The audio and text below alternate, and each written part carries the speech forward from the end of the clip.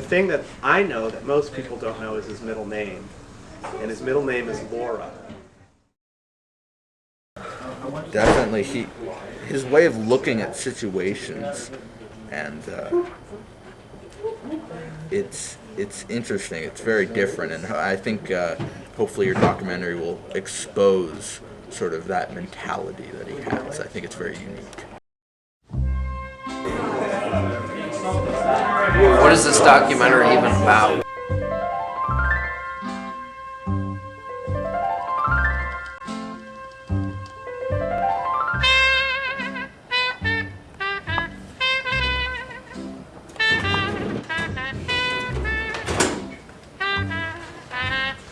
Which is where all this stuff comes from. I found a huge pair of elk antlers.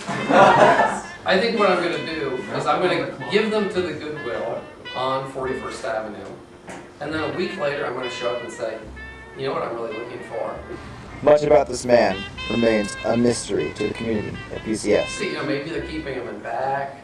Maybe they've sold already. I just want to know what they do with them.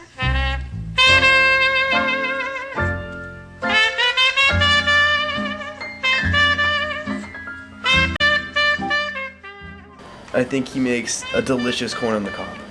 It's amazing. Mr. Hansen makes cute babies. Hey there. So, what are the first 3 words that come to your mind when you think of Mr. Hansen?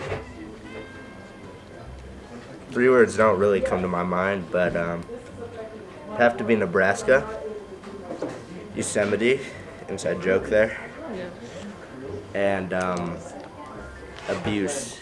Scary, frightening. Nebraska.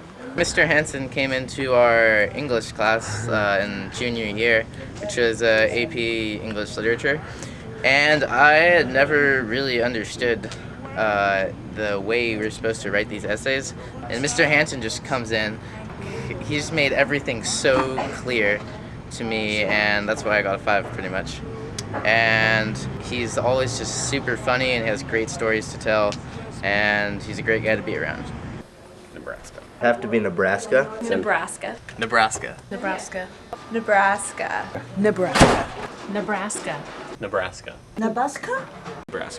Nebraska. Nebraska. So we're here with Mr. Hunt, study hall monitor extraordinaire. What do you think about Mr. Hansen? He's all right. All right. Yeah. Do you value him as a friend or a coworker? Yeah, I value him. It's a low value. On a scale of 1 to 10. 3 or 4. 3.5 maybe. What are the first 3 words that come to mind? First 3 words. Hal. Hansen. And it's 2 words, but beer allergy. Is that a thing? Do you have a beer allergy? Yeah. He spent the first 2 years, as near as I can tell, holed up in a basement reading books. The first 3 years that I was there, I made a sum total of 0 friends and acquaintances. I didn't meet anyone. I thought about the Virgin Islands almost every day.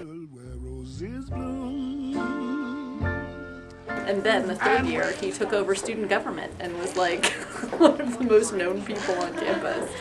Just hilarious. He did it with a surprise ad campaign. Too tiny to love song. Yeah, I grew up in a little farm town until I was like 13. Wow. And then moved to Lincoln. Yeah, and then stayed there for a while. And then I moved here, and then I met him. That's just history. Totally ruined my life.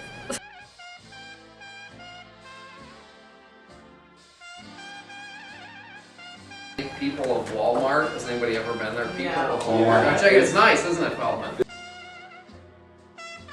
It's like making out with a compost pile, right? Little monsters. Bye. But I don't want to start fires. No, Mr. Hansen, you have to hold the plug Okay, up. I'll Otherwise they bury can it. hear you. No, yes.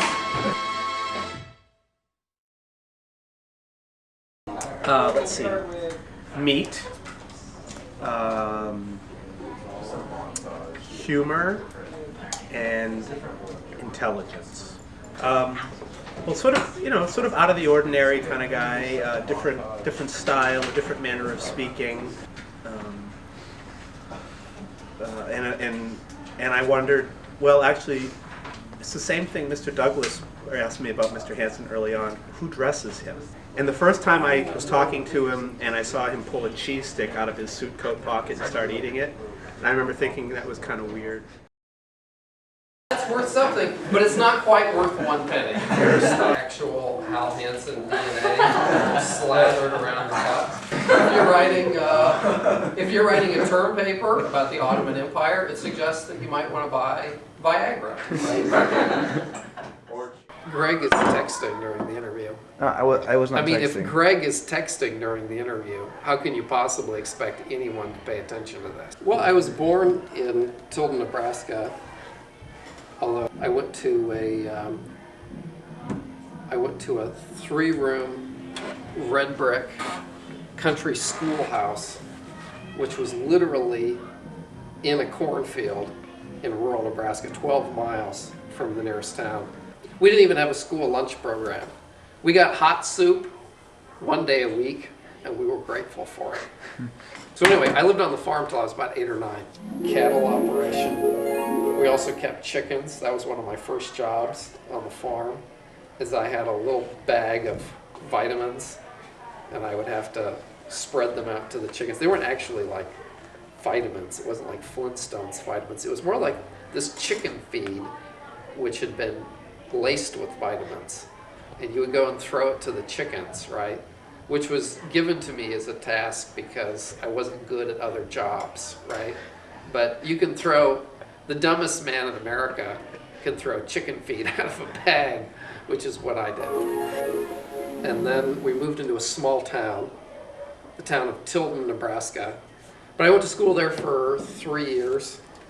And then we moved to Lincoln, Nebraska, which is the state capital. And I eventually went to high school at Lincoln High, which was the state's largest high school. Well, I was never formally educated. I attended the University of Nebraska. A bit like a professional football team, which also offers courses in a variety of subjects. Famously, they have a big N on the middle of the football field. And as everyone knows, it stands for knowledge.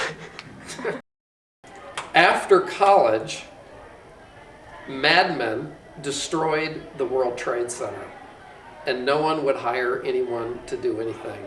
So literally, I went on the job market the week of 9/11. You couldn't get a job to do anything, except for produce clerk at Wagner's IGA Grocery. That I woke up every day at 6 o'clock. This is what a college degree gets you. I woke up at 6 o'clock, I put on gloves, and I began my day, my post-college lifestyle, unloading vegetables from a semi-truck. I came to Santa Cruz because my friend was working at Pacific Collegiate School, and I think he was kind of bored and lonely, and so he called me up and said, "Do you want to leave Nebraska and come live in Santa Cruz?" And he made this call, I think in January, and I asked him what the external temperature was, and he said 62 degrees, and I said, yes, I do want to leave Nebraska and come and live in Santa Cruz.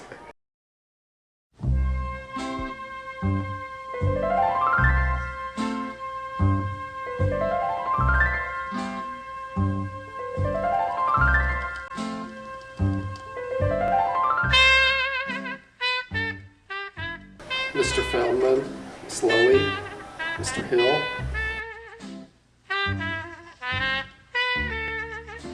The main thing is to try not to make me look completely stupid and to not get me fired. If I don't look stupid or get fired, then this has been a great video. We'll try.